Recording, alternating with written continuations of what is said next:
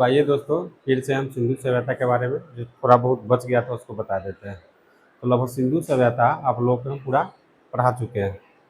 अब थोड़ा ये बताना है सिंधु सभ्यता के बारे में कुछ विशेषता है। ठीक है, तो सिंधु सभ्यता की विशेषता हम देखेंगे पहले।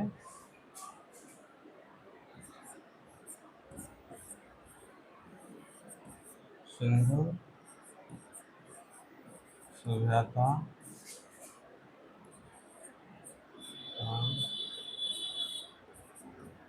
विशेषताएं। तो सिंधु सभ्यता का विशेषताएं देखना है आज हमें। तो सिंधु सभ्यता में हम लोग देखेंगे सबसे पहले कि यहाँ की सड़कें जो थी एक दूसरे को समकोण पर काटती थी। कैसे काटती थी? समकोण पर। वहाँ के सड़कें सिंधु सभ्यता के था जो सीधा था और पूरब से पश्चिम की ओर था। जो हवाएं जब आती थी तो सड़क जो है स्वतः साफ हो जाता था। क्या होता था? सड़क जो है स्वतः साफ हो जाता था। ठीक है, एक दूसरे के समकोण पर सड़कें यहाँ काटती थी। सिंधु सभ्यता में वहाँ का देखेंगे हम सबसे पहले व्यापार। तो सिंधु सभ्यता में मुख्यतः ज़्यादा व्यवसायिक रूप में व्यापार का प्रयोग होता था, व्यापार होता था। जबकि वहाँ अर्थव्यवस्था के लिए कृषि कार्य भी होता था और पशुपालन भी होता था।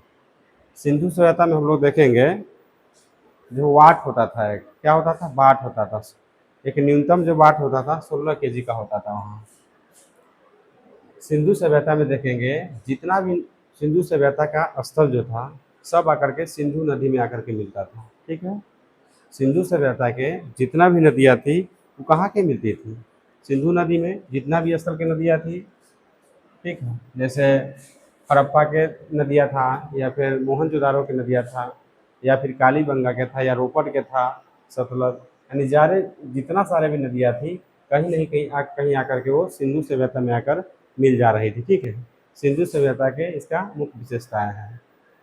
सिंधु सभ्यता में लोग मनोरंजन के लिए पासे का प्रयोग करता था, पासा खेलता था। जैसे लीडो हम लोग खेलते थे उसी तरह से पासा होता है, गेम होता है, वो पासा लोग खेलता था पहले। ठीक है, और वहाँ मुख्य जो अर्थव्यवस्था का जो आधार था वो कृषि था, लेकिन व्यवसायिक रूप में किसका प्रयोग होता था? व्यापार का होता था।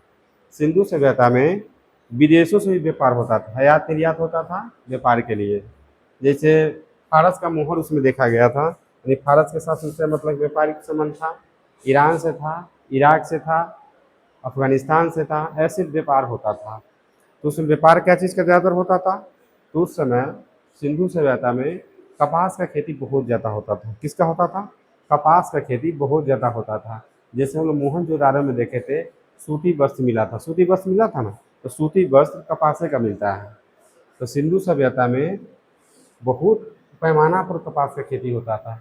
इसमें प्रथम स्थान था, कपास में सिंधु सभ्यता उत्पादक में प्रथम स्थान था। सिंधु सभ्यता के लोग मनोरंजन के रूप में किसका प्रयोग करते थे? भाषा का प्रयोग करते थे। और उनका मुख्य जो व्यवसाय क्या था? उनका मुख्य जो व्यवसाय था व्यापार करना था। ये हम याद रखेंगे। ठीक है, पॉइंट में लिखते चलेंगे आप। सिंधु सभ्यता के लोग सिंधु सभ्यता के लोग वो शहरी टाइप के थे, ग्रामीण थे। सिंधु सभ्यता कैसा था? ग्रामीण था। सिंधु सभ्यता देखने में त्रिभुजाकार था। कैसा था? त्रिभुजाकार। ठीक है, इस शेप में था सिंधु सभ्यता, देखने में इस शेप में था। ठीक है, तो त्रिभुजाकार था सिंधु सभ्यता। सिंधु सभ्यता का बीसी जो माना जाता है 2500 से लेकर के 1750 बीसी तक माना जाता है। ठीक है, सिंधु सभ्यता के विशेषता में हम लोग देखेंगे जो सिंधु सभ्यता का मुख्य विशेषता जो था, जो नालियाँ जो वहाँ का होता था मतलब ढके हुआ था। कैसा था? नाली ढका हुआ था, सड़क सीधा था, अच्छा था। मतलब कि एक ही जगह खाली बनवाली है जहाँ सड़कें टेढ़ी मेढ़ी था, बाकी जितना भी स्थल मिले सब जगह सड़कें बढ़िया था। ठीक है, व्यवसायिक का कार्य बढ़िया होता था। जैसे देखेंगे शीशा। ठीक है, शीशा का जैसे उत्पादक जो होता था ईरान के साथ अच्छा होता था। सोना का देखेंगे तो ईरान और अफगानिस्तान के साथ होता था। अपना भारत में भी सोना का या फिर कर्नाटक में अच्छा उत्पादक होता था, या सोना यहाँ से बहुत ज़्यादा पैमाने पर व्यवसाय के रूप में उपयोग होता था। सोना का कर्नाटक में होता था, ईरान में होता था, अफगानिस्तान में भी होता था। शीशा का ईरान में होता था। उसके बाद टीन का तो तीन के भी देखेंगे तो ईरान में और अफगानिस्तान में उसका ज़्यादा व्यवसाय होता था, ज़्यादा व्यापार होता था उससे। सिंधु सभ्यता के लोगों का लोहा से परिचित नहीं था। सिंधु सभ्यता के लोग जो थे, लोहा के बारे में उनको ज्ञान नहीं था, कि सिंधु सभ्यता के लोग युद्ध से भी परिचित नहीं थे, युद्ध क्या होता है इनके बारे में उनको जानकारी नहीं था। सिंधु सभ्यता के लोगों को सोना के नॉलेज था, चांदी का नॉलेज था, शीशा के नॉलेज था, तांबा के नॉलेज था, इसके बारे में जानते थे, परंतु वो लोहा के बारे में नहीं जानते थे। इसलिए सिंधु सभ्यता के लोग जो थे वो युद्ध से परिचित नहीं थे। सिंधु सभ्यता में देखेंगे, सिंधु सभ्यता का पतन के दो ठोस कारण माने जाते हैं। सिंधु सभ्यता का पतन का मुख्य कारण था बाढ़। कहा जाता है कि सिंधु सभ्यता में बाढ़ आया था और सारा चीज़ उसमें डूब गया था, जिससे सिंधु सभ्यता का पतन हो गया। लेकिन हालिया खोज के अनुसार, जैसे IIT खड़गपुर, उन्होंने कहा कि नहीं, सिंधु सभ्यता का पतन का मुख्य कारण जो है वो बाढ़ नहीं है, उस जलवायु परिवर्तन है। ठीक है, तो क्या कहा, जलवायु परिवर्तन है। इसमें लिख लेंगे तो ज़्यादा बेहतर रहेगा। आइए लिखते हैं। सिंधु सभ्यता का भाषाएं देखेंगे तो भाव चित्रात्मक था। ठीक है, सिंधु सभ्यता का भाषा देखेंगे तो उसका भाव चित्रात्मक था। जैसे बच्चा के हम लोग एप्पल के बारे में पढ़ाते हैं, जैसे APPLE एप्पल, एप्पल होता है ना, तो एप्पल में हम देखते हैं जो हम लोग स्पेलिंग बोल देते हैं या शेप बोल देते हैं, लेकिन भाव चित्रात्मक कहने का सेंस ये हुआ, जो चित्र हम लोग जैसे एप्पल का चित्र बना दिए, ठीक है, सपोज दैट, तो ये चित्र देख करके बच्चा बोल देता है क्या, ये एप्पल है ना, तो उसी को हम लोग भाव चित्रात्मक बोलेंगे। चित्र जो बना देता था उसी को भाव चित्रात्मक हम लोग बोलते हैं। और सिंधु सभ्यता में हम लोग देखेंगे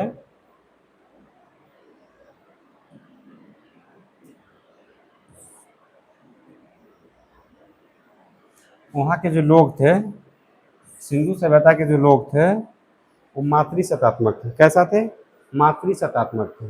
सिंधु सभ्यता में जैसे अभी किसी का बच्चे का नाम लोग पूछते हैं, जब आपके पिताजी का क्या नाम है, अभी के समय में, लेकिन उस समय में लोग माताजी के नाम पूछता था, जब आपकी माताजी के क्या नाम है। जैसे लोग देखते हैं मोहनजोदाड़ो में देखेंगे तो कांसे की नर्तकी मिली, जैसे कमर पे हाथ रखे हुए कांसे की नर्तकी मिली, उसे पता चलता है कि कांसे की नर्तकी थी, जो डांस करने के मतलब के बारे में बता रही थी, डांस कर रही थी। और हड़प्पा में देखेंगे तो मातृ देवी की मूर्ति मिला था। क्या मिला था, मातृ देवी की मूर्ति। फिर हड़प्पा में देखेंगे तो स्त्री के गर्भ से निकला हुआ पौधा दर्शाया गया, दिखाया गया था। ठीक है, तो उस समय ये दर्शाता है कि सिंधु सभ्यता के लोग कैसा थे, मातृ सत्तात्मक थे। और वहाँ की भाषा कैसा था, तो भाव चित्रात्मक। तो लिख लेंगे, सिंधु सभ्यता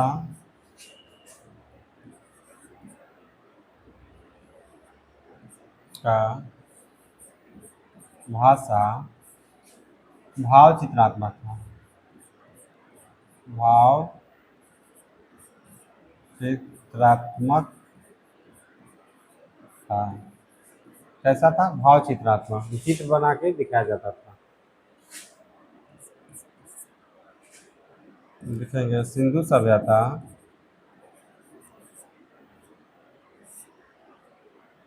सिंधु सभ्यता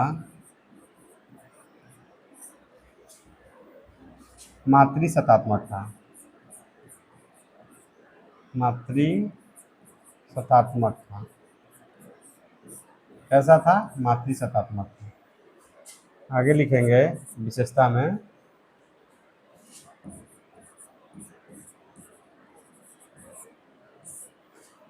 सिंधु सभ्यता का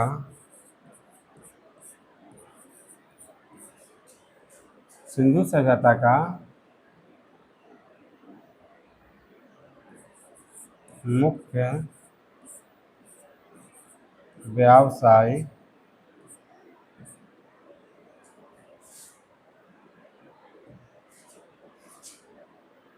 मुख्य व्यवसाय सिंधु सभ्यता का मुख्य व्यवसाय व्यापार था, व्यापार था। ठीक है, मुख्य व्यवसाय क्या था, व्यापार था।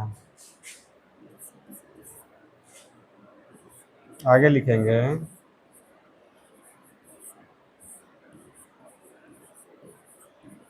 सिंधु सभ्यता का अर्थव्यवस्था का आधार अर्थ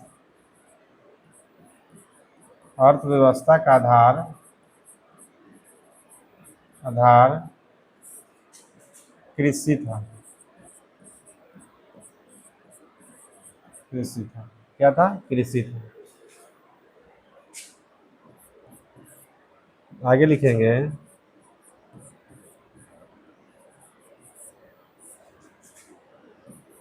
सिंधु सभ्यता के लोग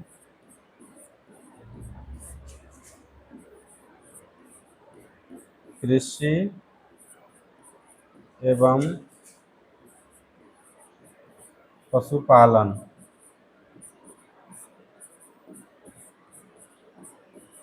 दोनों कार्य करते थे। कार्य करते थे। ठीक है। क्या क्या हम लोग देखें? सिंधु सभ्यता का भाषा भाव चित्रात्मक था, लिखते चलेंगे। सिंधु सभ्यता का कैसा था? वो मापी सतह। सिंधु सभ्यता मापी सतात्मक था। सिंधु सभ्यता का मुख्य व्यवसाय क्या था? व्यापार था। सिंधु सभ्यता का अर्थव्यवस्था का, ठीक है, अर्थव्यवस्था का आधार क्या था? कृषि था। सिंधु सभ्यता के लोग कृषि एवं पशुपालन दोनों कार्य करते थे। ठीक है। फिर लिखेंगे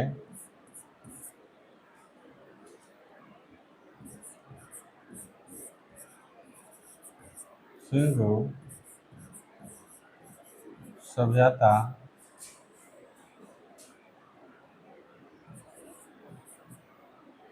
सिंधु सभ्यता के लोग लोग सिंधु सभ्यता के लोग लोहा से परिचित नहीं थे। सिंधु सभ्यता के लोग लोहा से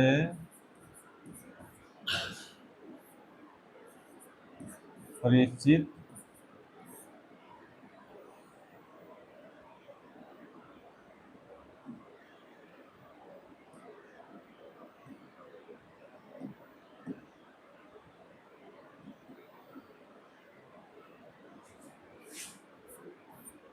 चित नहीं थे। ठीक है। सिंधु सभ्यता के लोग लोहा से परिचित थे? नहीं थे।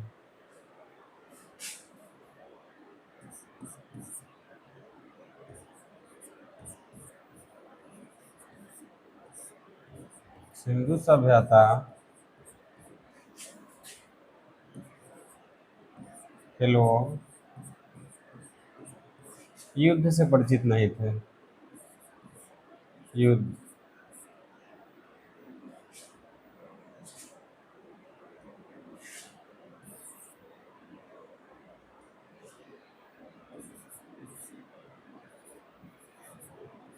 युद्ध से परिचित नहीं थे। ठीक है।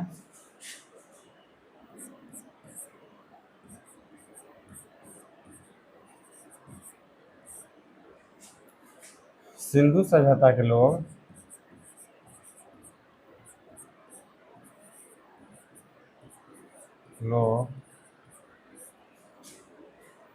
सिंधु सभ्यता के लोग लोहा से परिचित नहीं थे, युद्ध से परिचित नहीं थे। मनोरंजन के रूप में रंजन के रूप में पासा खेलते थे। पासा खेलते थे। खेलते थे।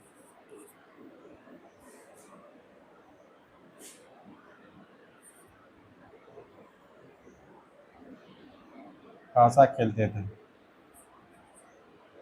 ठीक है। आगे लिखेंगे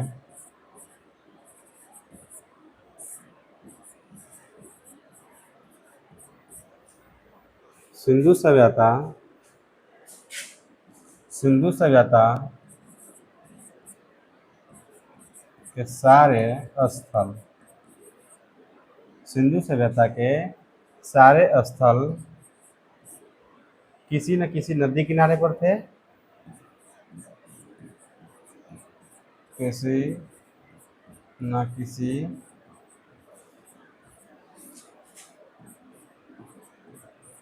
नदी किनारे थे,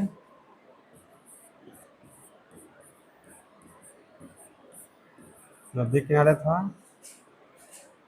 और सारे नदियाँ, सारे नदियाँ सिंधु नदी में आकर मिलती थी, सिंधु नदी में आकर मिलती थी।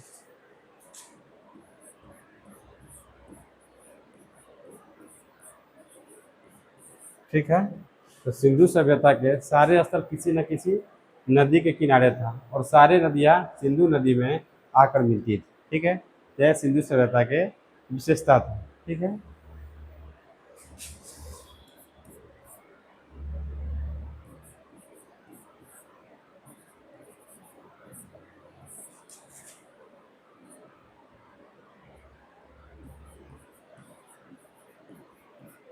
सिंधु सभ्यता के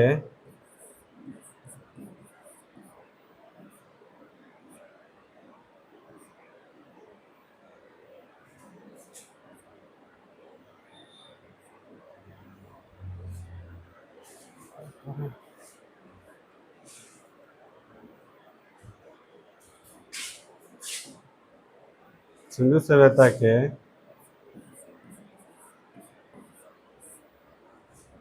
लोगों का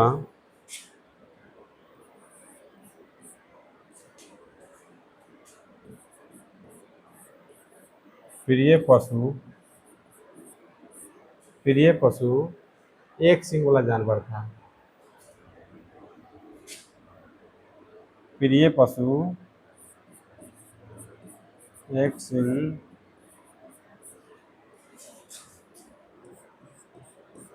वाला जानवर था।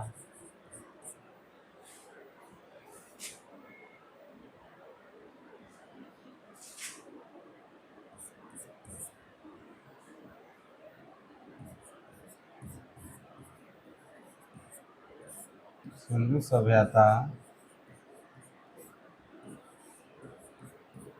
के लोग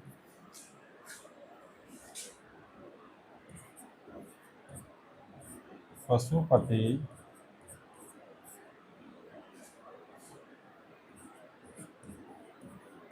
देवता के रूप में मानते थे।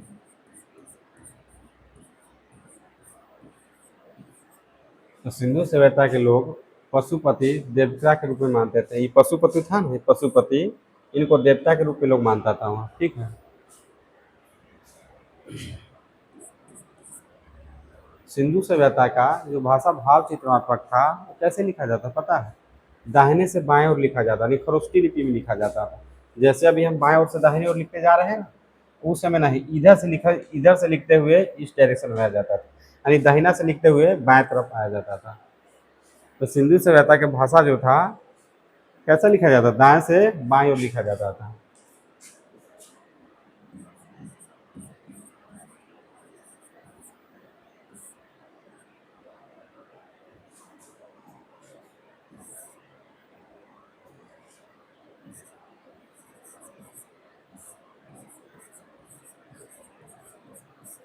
सिंधु सभ्यता में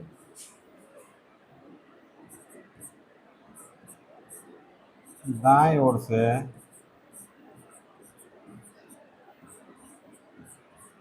बाएं ओर लिखा जाता था और लिखा जाता था। ठीक है, तो सिंधु सभ्यता में दाएं ओर से बाएं ओर लिखा जाता था। तो सिंधु सभ्यता के विशेषता हम लोगों ने देख लिया है, क्या क्या विशेषता था। ठीक है, आगे बढ़ते हैं हम लोग।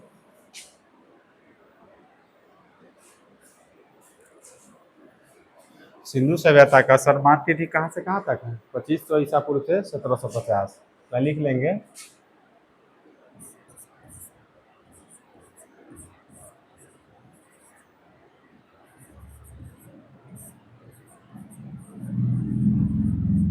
सिंधु सभ्यता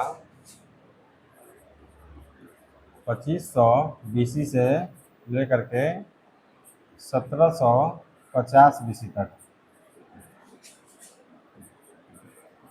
माना जाता है।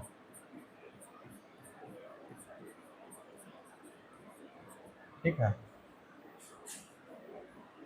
तो सिंधु सभ्यता का लगभग सारे विशेषता हम लोगों ने देख लिया है।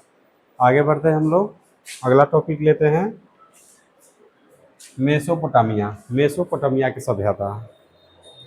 ठीक है दोस्तों, तो अगला टॉपिक क्या लेते हैं? मेसोपोटामिया की सभ्यता। मेसोपोटामिया की सभ्यता संभवतः विश्व की सबसे पुरानी सभ्यता थी। कैसा थी? मेसोपोटामिया की सभ्यता विश्व का सबसे पुरानी सभ्यता थी।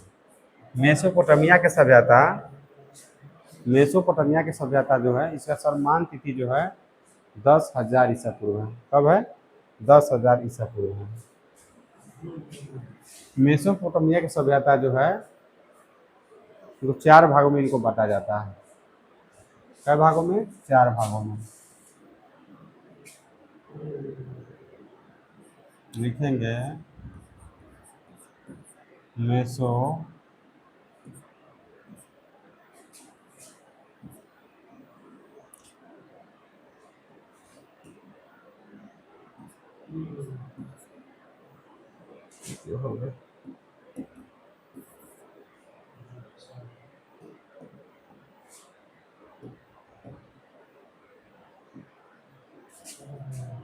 मेसोपोटामिया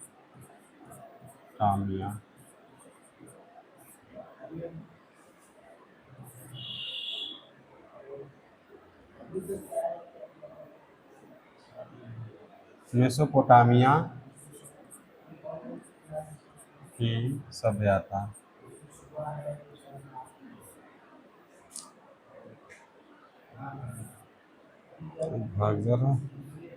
मेसोपोटामिया की सभ्यता। ठीक है दोस्तों, तो मेसोपोटामिया की सभ्यता जो है कहाँ है? इराक में है। कहाँ है? इराक में। मेसोपोटामिया की सभ्यता कहाँ है? इराक में। लिखेंगे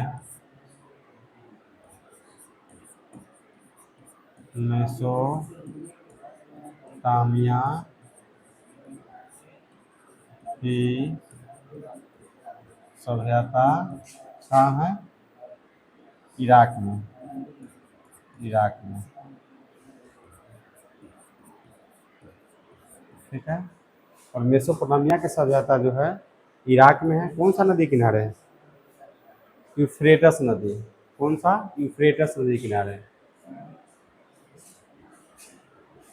मेसोपोटामिया की सभ्यता किस नदी किनारे है? यूफ्रेटस नदी किनारे है।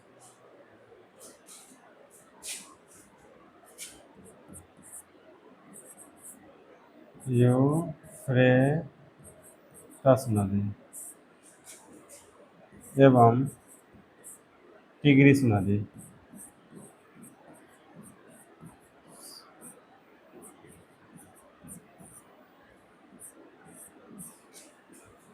नदी के मध्य। ठीक है, तो मेसोपोटामिया की सभ्यता इराक में कहाँ है? यूफ्रेटस एवं टिग्रिस नदियों के मध्य में, यानी दोनों नदियों के बीच में मेसोपोटामिया के सभ्यता स्थित है। और मेसोपोटामिया क्या जो सम्मान तिथि कब से कब तक माना जाता है? 10,000 ईसा पूर्व तक। 10,000 बीसी तक माना जाता है। ठीक है, मेसोपोटामिया की सभ्यता जो थी उपजाऊ जमीन के लिए जाना जाता था। किसके लिए जाना जाता था? उपजाऊ जमीन के लिए जाना जाता था।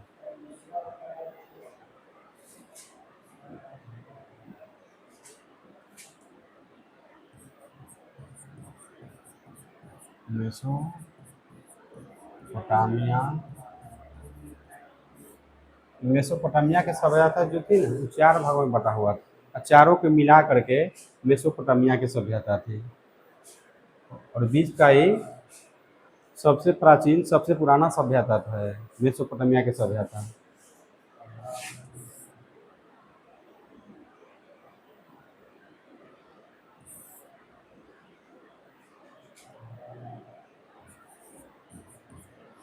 एंड्रिया की सभ्यता।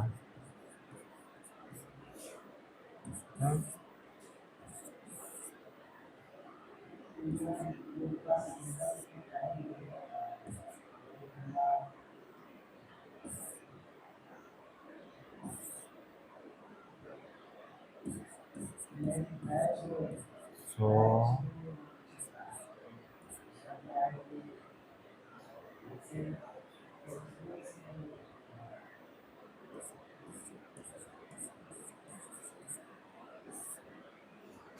सुमेरिया की सभ्यता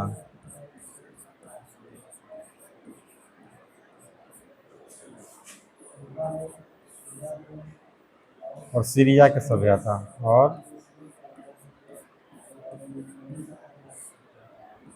सीरिया की सभ्यता। वो थी बेबीलोन की सभ्यता। बेबीलोन की सभ्यता। ठीक है। तो मेसोपोटामिया की सभ्यता थी ये चार सभ्यता से मिलकर बनी थी। कौन सी? कैंडिया की सभ्यता, सुमेरिया की सभ्यता, सीरिया की सभ्यता, बेबीलोन की सभ्यता। ये चारों मिल करके मेसोपोटामिया की सभ्यता बना था। इसलिए ये मेसोपोटामिया की सभ्यता थी ये सबसे पुरानी सभ्यता थी। विश्व की सबसे पुरानी सभ्यता मेसोपोटामिया की सभ्यता थी। इसकी सर्वांत तिथि कब से कब तक है? 10,000 बीसी का सम्मान तिथि माना जाता है। कौन सा नदी के बीच है? यूफ्रेटस नदी के बीच। यूफ्रेटस के कौन सा नदी? यूफ्रेटस नदी और टिग्रिस नदी, दो नदियों की मध्य में मेसोपोटामिया की सभ्यता थी। इतने याद रखेंगे। तो झूलता हुआ बगीचा बेबीलोन में है। मेसोपोटामिया की सभ्यता में वो पढ़ेंगे झूलता हुआ बगीचा, ही लिख लेंगे, कभी कभी पूछता है।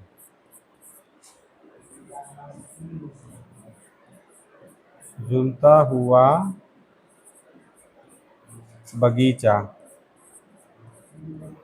बगीचा बेबीलोन में है। बेबीलोन में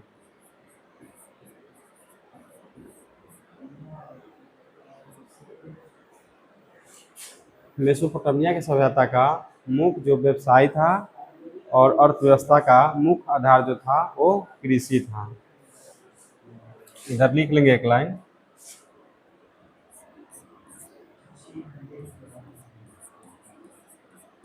मेसोपोटामिया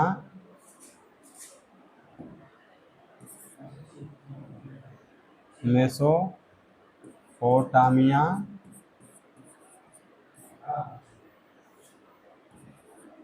के लोगों का मुख्य आधार कृषि था।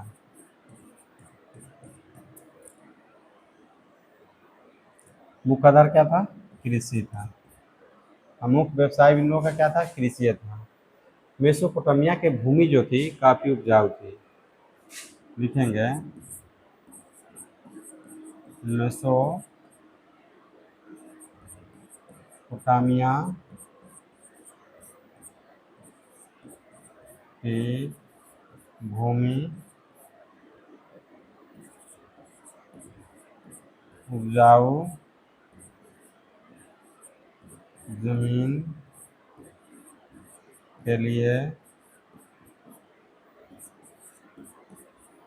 जाना जाता था। ठीक है, तो हम लोग ने क्या क्या देख लिया, सिंधु घाटी की सभ्यता देख लिए, मेसोपोटामिया की सभ्यता देख लिए। अब एक और देख लेते हैं, उतना पूछता नहीं है, इतना सभ्यता से ही दो मेन है। सिंधु सभ्यता मुख्य रूप से आपको याद रहना चाहिए, और मेसोपोटामिया की सभ्यता। ठीक है, अब आगे थोड़ा देख लेते हैं।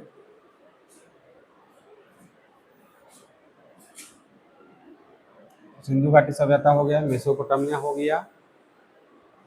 अब वो देख लेते हैं पीली नदी की सभ्यता।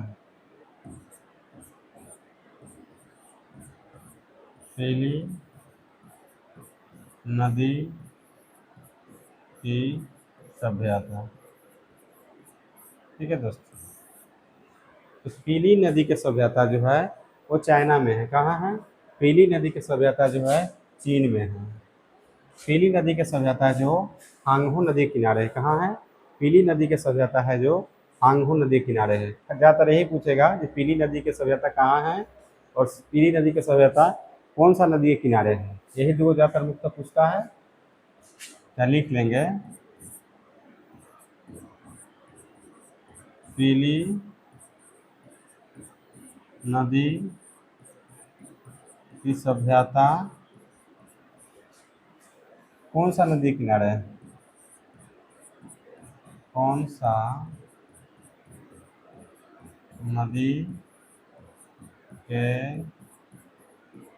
किनारे है? ठीक है, पीली नदी के सभ्यता कौन सा नदी किनारे है? तो हांगहो नदी। हांगहो नदी के किनारे हैं। ठीक है दोस्तों, हांगहो नदी किनारे है। और पीली नदी की सभ्यता कहाँ है? तो चाइना में है। लिखेंगे पीली नदी की सभ्यता सभ्यता चाइना में है या चीन में है? चाइना में है। इसका सर्वमान्य तिथि कहाँ से कहाँ तक है? सर्वमान्य तिथि इसका जो है कहाँ से कहाँ तक है? इसका सर्वमान्य तिथि 5000 BC माना जाता है। 5000 BC माना जाता है। ठीक है दोस्तों, तो आज हम लोगों ने 3 गो सभ्यता देख लिया। सिंधु सभ्यता खत्म कर दिया, और एक मेसोपोटामिया की सभ्यता खत्म कर दिया, और एक पीली नदी की सभ्यता खत्म कर दिया। और आगे का सभ्यता कल पर आके खत्म कर देंगे। ठीक है, तो आज के लिए इतना ही। जय हिंद।